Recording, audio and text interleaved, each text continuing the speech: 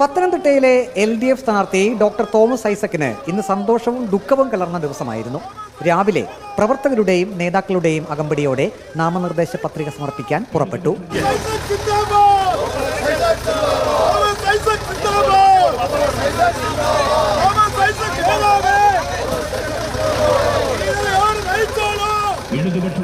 മന്ത്രി വീണ ജോർജ് ഓടിയെത്തി തുറന്ന ജീപ്പിന്റെ ഒരു വശത്ത് സീറ്റ് പിടിച്ചു.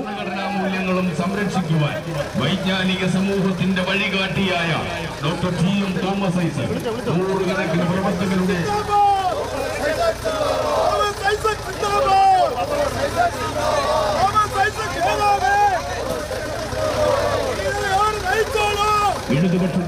ജീപ്പ് തോമസ് ഐസക്കിനെയും കൊണ്ട് കളക്ട്രേറ്റ് ലക്ഷ്യമാക്കി നീങ്ങി.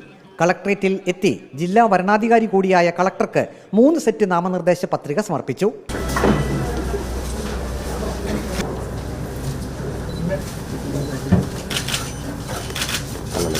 തോമസ് ഐസക് എന്ന ഞാൻ ലോക്സഭയിലെ അംഗത്വം വഹിക്കുന്നതിന് പേര്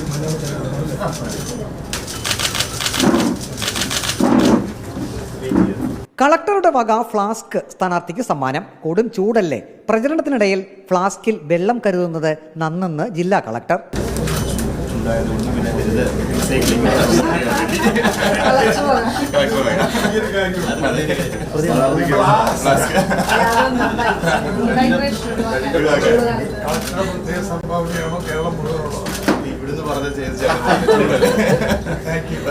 നാമനിർദ്ദേശ പത്രിക സമർപ്പിക്കാൻ മന്ത്രിമാർ, MLA മാർ എന്നിവരുടെ ഒരു പട തന്നെയുണ്ടല്ലോ എന്ന് മാധ്യമപ്രവർത്തകർ ചോദിച്ചപ്പോൾ സന്തോഷവാനായി തോമസ് ഐസക്കിന്റെ മറുപടി: അയ്യോ, വേറെയുണ്ട്.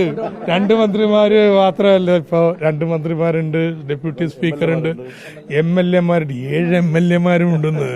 അതല്ലേ ഏറ്റവും വലിയ ശക്തി. ഇവിടത്തെ 7 MLA മാരും ഒരുമിച്ച് നിന്നാ പ്രവർത്തിക്കുന്നേ. ടീം പത്തനംതിട്ട. അത് തന്നെ. ഈ 7 പേരും അവർക്ക് കിട്ടിയ ഭൂരിഷം മേടിച്ചു വന്ന വമ്പൻ വിജയമാണ്. മനസ്സിലായില്ലേ? അതുകൊണ്ട് ഇതിനെക്കുറിച്ച് സംശയമൊന്നുമില്ല എന്താ സംഭവിക്കാൻ പോണെന്ന്. നല്ല രീതിയിൽ പത്തനംതിട്ട ജയിക്കും. പതിവ് ശൈലിയിൽ ഇഡിക്കിട്ട് ഒരു കൊട്ടും. ഇഡിയെ ഒരു പേടിയില്ല. ഇഡി പേടിയില്ലെന്ന്. ആരെ വേണമെങ്കിൽ അറസ്റ്റ് ചെയ്യട്ടെ, ഇവിടെ ഇഡി പേടിയില്ല. ഇഡിക്ക് ഇങ്ങനെയുള്ള അനിയന്ത്രിതമായിട്ട് അധികാരം മണി ലോണ്ടറിങ് കേസിലേ ഉള്ളൂ, അഴിമതിയിലേ ഉള്ളൂ. അവർ 2 വർഷം തപ്പിയിട്ട് അഴിമതിയോ മണി ലോണ്ടറിങ്ങിന്റെയോ ഒരു തെളിവും കണ്ടെത്താൻ പറ്റാത്തതുകൊണ്ട് ഫെമ കേസാണ് എടുത്തിരിക്കുന്നത്.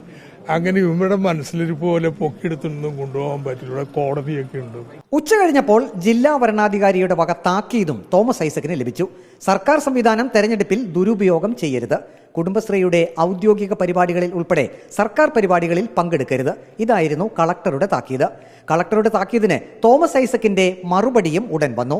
സർക്കാർ പരിപാടികളിൽ സർക്കാർ പരിപാടിയിൽ ഔദ്യോഗികമായിട്ട് പങ്കെടുക്കില്ലല്ലോ. അപ്പൊ ഇത് അവിടുത്തെ CDS വിളിച്ചതാണ്. എന്നാലും CDSും അത് ഔദ്യോഗികമായിട്ട് കണക്കാക്കണമെന്നുള്ളത് പറഞ്ഞു കഴിഞ്ഞാൽ ഫൈൻ, നമുക്ക് തർക്കമൊന്നുമില്ലെന്ന്.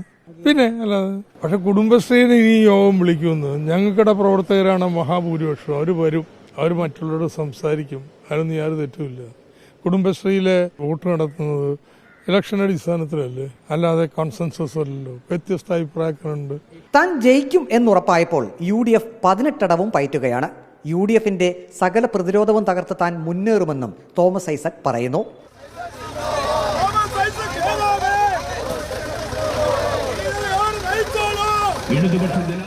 വീഡിയോ ജേർണലിസ്റ്റ് അജി കൊടുമണ്ണൊപ്പം reporter Praveen Purushothaman. In reporter, Pathanamthitta.